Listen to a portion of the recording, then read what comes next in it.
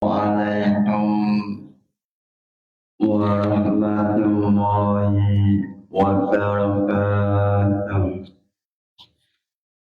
Ila hadratin Nabi Muhammad sallallahu alaihi wasallam wa ila jami'i masyayikh al-baya wa bil khusus Romo Kiai Haji Muhammad Anwar Mansur wa ila jami'i mustahidina wa munawwidina wa jami'i mu'allifil hudud khususan mu'allif Mulasya Nurul Yakin Al-Fatihah.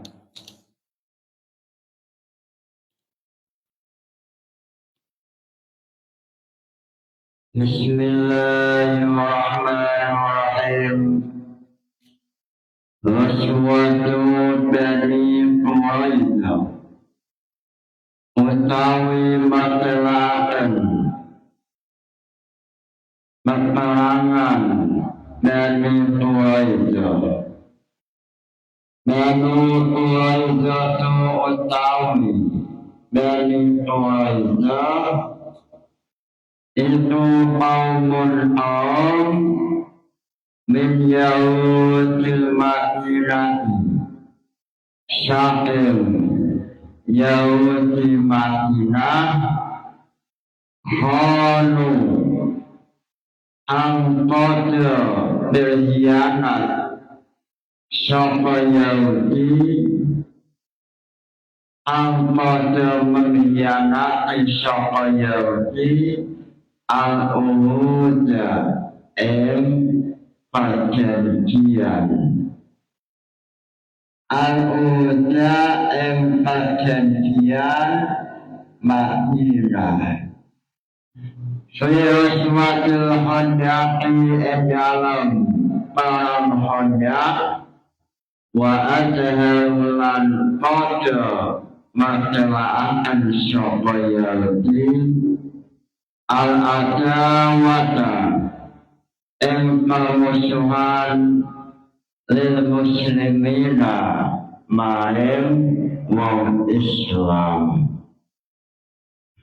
Pada esok hari ini menjelaskan mengenai Ghazwatul Quraidah. Islam melawan Yahudi Madinah, yaitu Yahudi Bani Quraidah. Maka tahun 5 Hijriah, pada waktu itu kelompok Yahudi mengkhianati perjanjian, mengkhianati bangsa.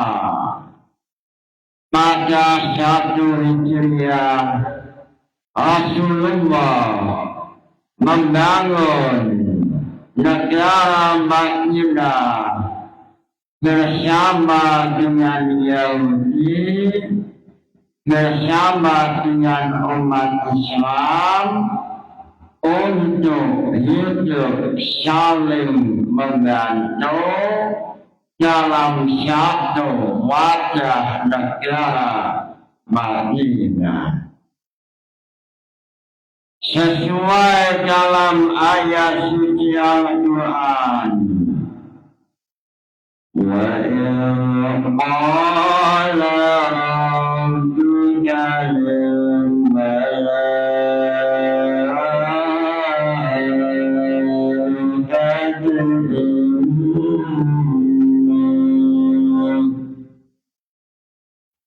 inni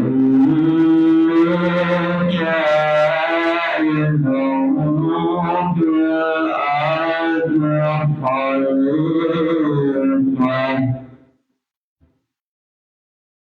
Ayat ini menjelaskan bahwa umat Islam wajib membangun negara seperti yang dilakukan oleh Nabi Muhammad pada waktu 1 Hijriah. Nabi Muhammad dari Mekah menuju Madinah, lalu Nabi Muhammad membangun Madinah, dan ini tentunya adalah suatu kesyaitan. Nasrul Imamah dalam penerangan Jam'ul Jawami, Nasrul Imamah tentunya adalah suatu kesyaitan. Suatu kesyaitan definisinya adalah muhimun yuqsadu husulu min ghairi nazarin ila fa'ili. Suatu kifayah, sesuatu yang penting supaya melaksanakannya, seperti sholat jenazah, seperti membangun negara, Nasrul Imamah, semuanya adalah suatu isya'ah.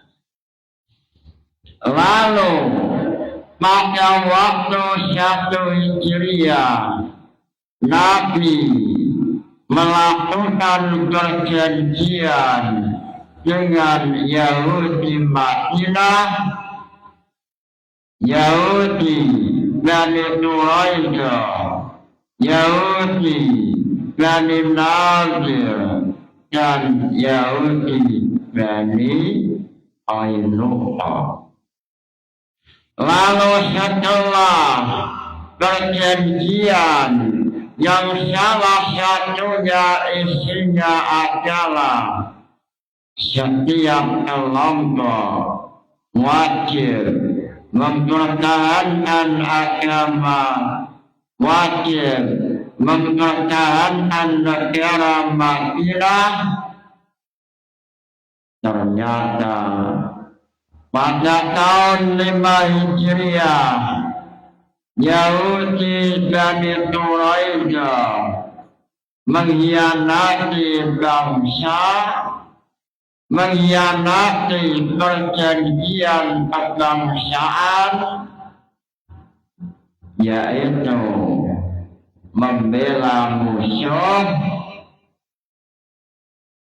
sehingga ayat suci Al-Quran mengenai Yahudi Bani Quraidah ini muncul ayat surat Al-Ahzab ayat 26 dan 27. Wa ansya'al ladzina zaharu min ahlil kitab, dan ayat 27. Wa awrasahum ardahum wa diyarahum wa amwalahum wa ardan lam ta'ta'uha wa kana Allahu ala kulli syai'in qadira. Ayat suci Al-Quran ini adalah ayat yang menjelaskan supaya umat Islam menghukum atau melawan kelompok-kelompok yang suka mengkhianati bangsa. Sehingga Rasulullah setelah mengalahkan Yahudi dan Quraisy, Nabi Muhammad meminta sahabat untuk menghukum Bani Quraisyah. Lalu sahabat Sa'ad bin Mu'adz menjadi hakim juruhukum, lalu memutuskan semua kelompok laki-laki Bani Quraisyah wajib untuk dihukum mati sebab kesalahannya yaitu mengkhianati bangsa.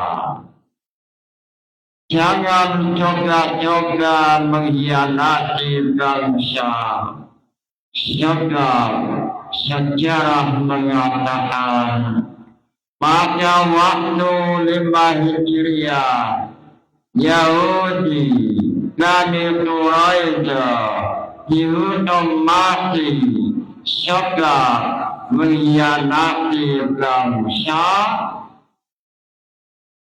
kerjasama dengan musuh negara.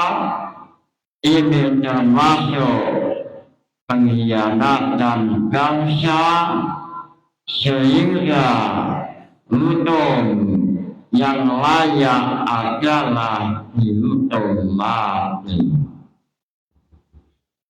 Dalam ayat sebelumnya Allah telah menerangkan surat mengenai perang Quraisy ada dalam surat Al-Ahzab ayat 26 dan 27.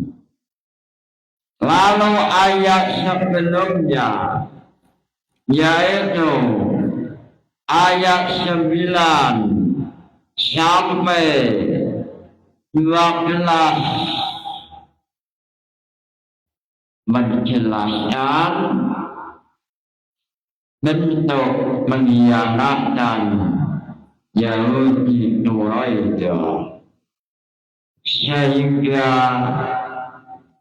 pengkhianatan yang dilakukan oleh Yahudi Quraisy yaitu pada waktu perang Khandaq atau perang Marid. Sehingga dalam Quran mengatakan ija'ukum min qawmikum wa min aswala minkum. Umat Islam pada waktu perang Khandaq merasa ketakutan sebab pasukan yang jumlahnya banyak sekali, yaitu 110.000 melawan 3.000. Pasukan musuh ada yang datang dari jalan atas dan jalan bawah.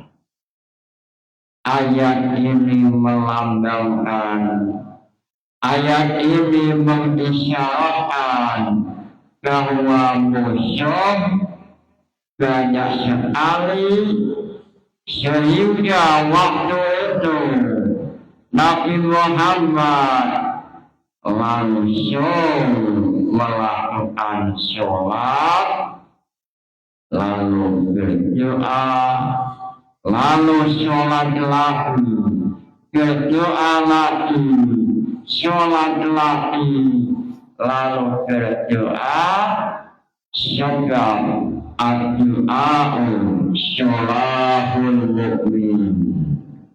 Doa adalah senjata umat mukmin. Pada waktu perang Ahzab atau perang Khandaq, Islam dalam keadaan susah, tiba-tiba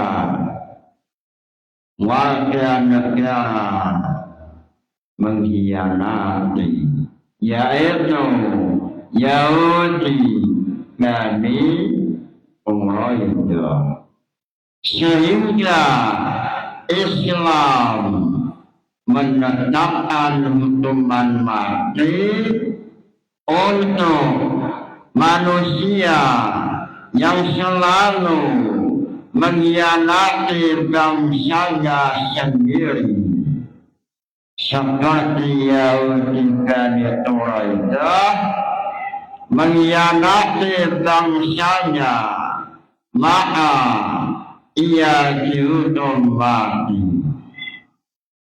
Lalu setelah dihukum mati, ada 700 laki-laki Yahudi dibunuh, dihukum mati. Lalu pimpinan Yahudi yang namanya Huyai bin Akhtar memiliki anak perempuan namanya Sofia. Pimpinan Yahudi memiliki putri yang masih masih muda, namanya Sofia binti Huyai. Lalu ayahnya Sofia oleh kelompok Muslim dihukum mati. Lalu Sofia oleh umat Islam, oleh Nabi Muhammad diminta untuk memilih apakah memilih Nabi Muhammad sebagai suami atau memilih bebas merdeka lalu kembali pada kelompok Madinah. Lalu apa jawabannya? Jawabannya tidak disangka, yaitu Sofia memilih menjadi istri Nabi Muhammad Sallallahu Alaihi Wasallam. Sehingga waktu itu banyak sahabat yang tidak percaya Sofia memilih untuk menjadi istri Nabi Muhammad, sebab ayahnya pada waktu itu dihukum mati oleh umat Islam. Lalu dalam kitab Aqidatul Awam, Imam Nawawi Al-Jawi melalui nadhaman beliau mengatakan Aisyatun wa Hafsatun wa Saudah Sofiyatun Maimunatun wa Amlah inilah istri-istri Nabi Muhammad, Aisyah dan Hafsah dan Saudah, Sofiyah dan Maimunah dan Ramlah. Salah satu istri Nabi ada yang namanya Sayyidah Aisyah, ada yang namanya Hafsah, lalu ada yang namanya Saudah, lalu ada yang namanya Sofiyah. Lalu Imam Nawawi Al-Bantani mengenai pembahasan nazam ini, beliau mengatakan, beliau bercerita mengenai Sofiyah dengan Nabi Muhammad setelah menikah. Yahalla alayya Rasulullah wa anna abdi. Sayyidah Sofiyah mengatakan, Yahalla alayya Rasulullah wa anna abdi. Yahalla mancing Sapa Rasulullah Nabi Muhammad sallallahu alaihi wasallam wa anna utawi insun itu abdi nangis sapa insun. Suatu hari Rasulullah suamiku datang menemui saya. Sofiyah bercerita, suatu hari suamiku tercinta yang namanya Nabi Muhammad menemui saya, sedangkan saya waktu itu sedang meneteskan air mata, sedang menderita, sedang menangis. Wa ana abdi.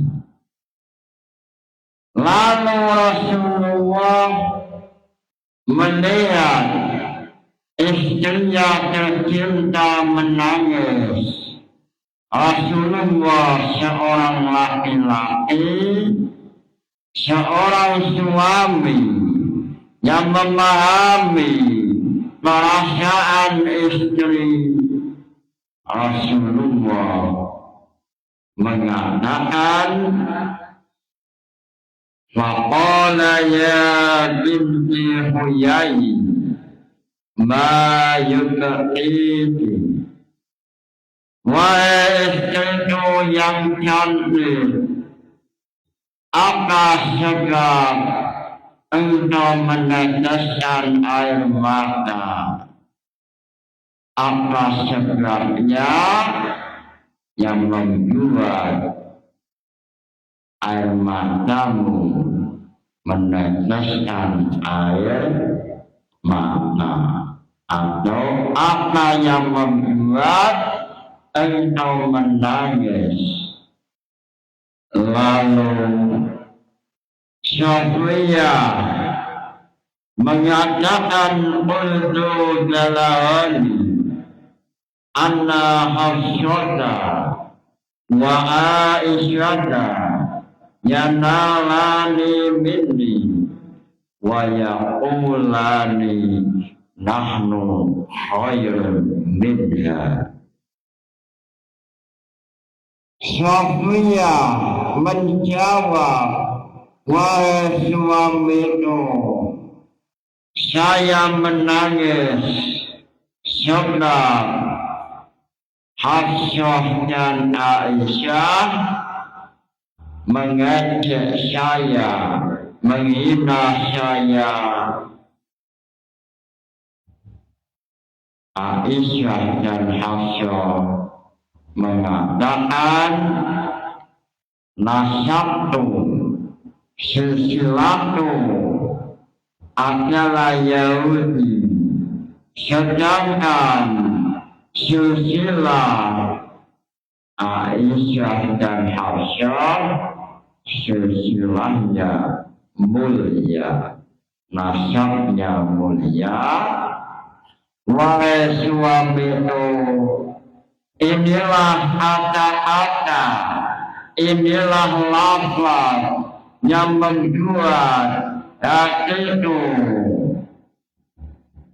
merasa takut, merasa sedih, lalu saya menangis. Lalu apa jawaban Rasulullah? Rasulullah seorang suami yang mampu membahagiakan istrinya, mampu mengobati luka sedih istrinya. Rasulullah mengatakan, Aifa takuna khairan minni wa anni ibni Harun wa ammi Musa wa syauji Muhammad. Wahai istriku, mestinya engkau jawab dengan kata-kata, dengan lafaz bahwa ayahmu adalah seorang nabi, Nabi Harun, pamanmu adalah Nabi Musa, istriku, suamiku, Nabi Muhammad. Mendengar motivasi suaminya, Sofia langsung bahagia. Rasulullah mengajarkan supaya Sayyidah Sofia menjawab, ayahku Nabi Harun, pamanku Nabi Musa, suamiku Nabi Muhammad. Dalam Khulasah atau dalam kitab Nurul Jalam mengenai hadis ini, maksudnya adalah Sofia putri dari Yahudi namanya Huyai ibni Akhtab ibni Harun. Huyai putri dari pimpinan Yahudi dan ia adalah putra Nabi Harun. Lalu Nabi Harun memiliki saudara namanya Nabi Musa, sehingga Nabi Musa adalah pamannya Sofia. Lalu suaminya adalah Nabi Muhammad, sehingga apa yang disampaikan oleh Nabi Muhammad ini, Sofia merasa bahagia, sebab Sofia ayahnya Nabi, pamannya Nabi, suaminya Nabi Muhammad.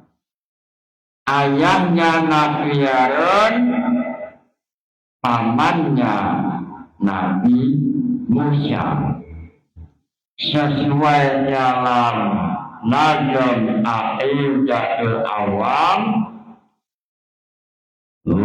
Adabun Isulubana Soleh wa Ibrahimu Tolong Mutaka Lutun wa Ismailu Ishaqun Hadha Yaqub Yusuf wa Ayyub Hadha Syu'aib Yunus wa Musa wa Yahya Zulkifli Dawud Sulaiman Taha Syu'aib Harun wa Musa. Nabi Syu'aib mertua Nabi Harun dan Nabi Musa. Itulah cerita istrinya Nabi yang namanya Sofia adalah putri pimpinan Yahudi nasabnya sampai Nabi Musa.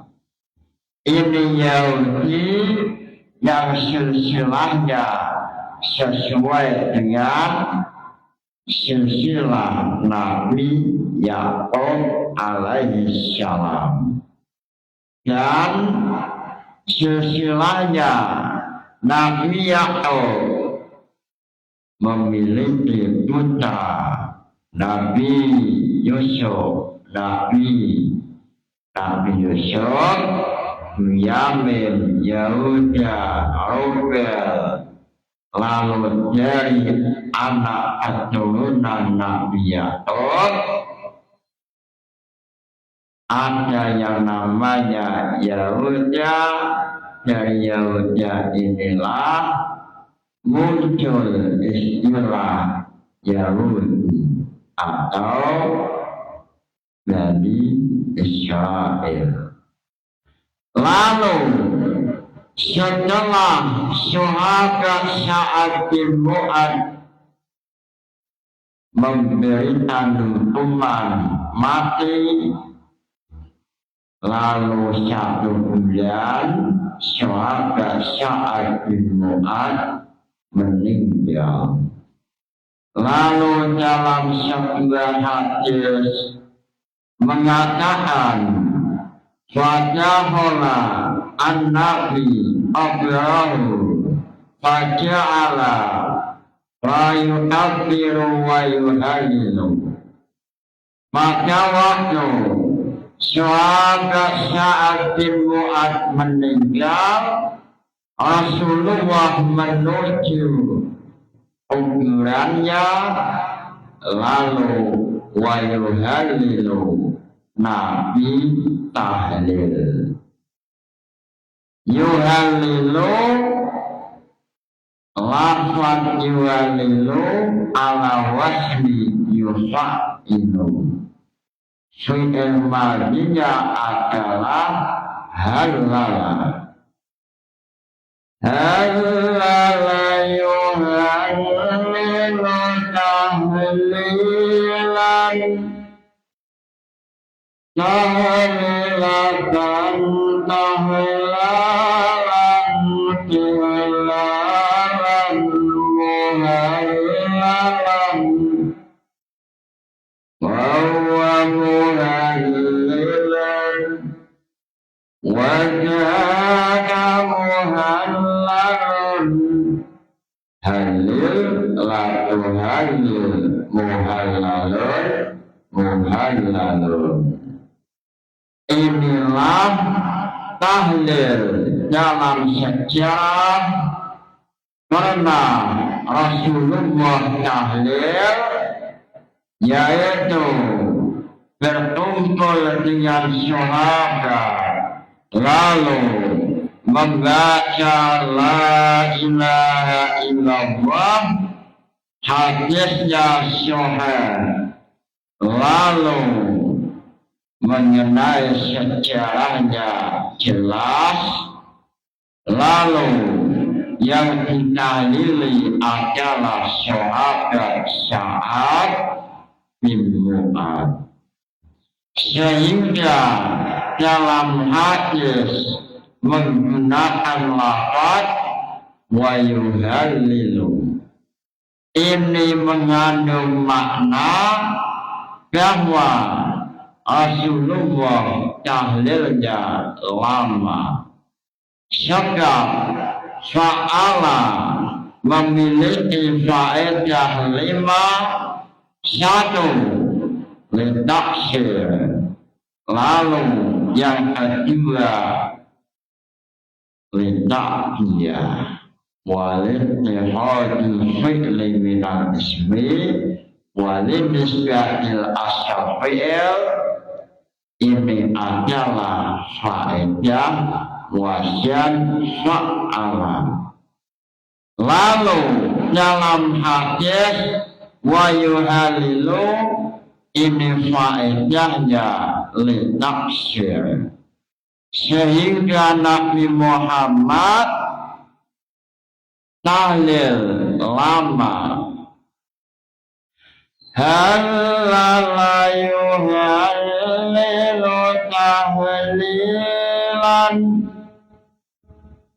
tahlilan dari lafaz fi'il madhi halala, fa'ala yufa'ilu tahlilan, sehingga secara inilah Nahdlatul Ulama mengatakan tradisi tahlil sesuai sejarah Nabi Muhammad. Mudah-mudahan ngaji ini membawa barokah manfaat. Nawaitu ta'allumal ilmi linaili ridallah. Al-Fatihah. Wassalamualaikum warahmatullahi wabarakatuh.